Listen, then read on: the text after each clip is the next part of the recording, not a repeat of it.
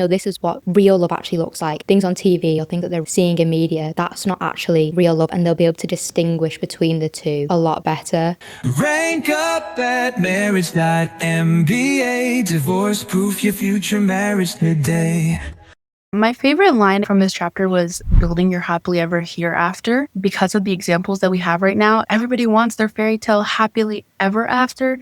And you think really dunya centric, if that makes sense. Everybody wants that perfect Pinterest marriage. You want your perfect lehenga for your wedding, and you want all the flowers and everything. People forget that you want to choose a person that you want to spend eternity with. Genuinely, I was so moved because when you get to Jannah, you get to pick who your husband will be. And so all the people around me, they're always making jokes about like, oh my gosh, when I get to Jannah, I'm going to pick Shah Rukh Khan, or I'm going to pick Zayn Malik or someone random. They never say their husband. They never say, oh yeah, I'm going to pick him again.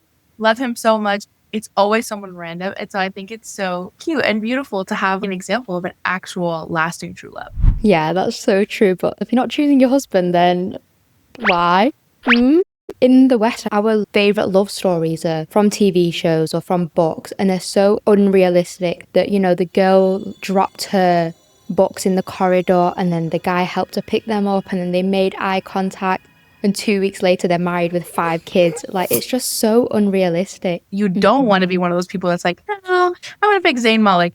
No, pick your husband. Make sure your husband is someone you actually want to be with for a long time, not someone you're settling for now. And I think people as well forget that your husband can be an entryway into Jannah for you as well. So to choose a husband wisely could literally be the reason you get into Jannah. So there's just a lot more to think about than just this world when it comes to marriage. Exactly. I think that also comes down to who's going to father your children. You want to see that person as like all of their roles, husband, father, like they're going to be a brother-in-law. They're going to be a son to your parents. They become a part of your life in every aspect. You know what I mean? You are now joining families and creating your own. And so there's so many roles that a husband fulfills and a wife fulfills that they could be completely a means of Jannah for you.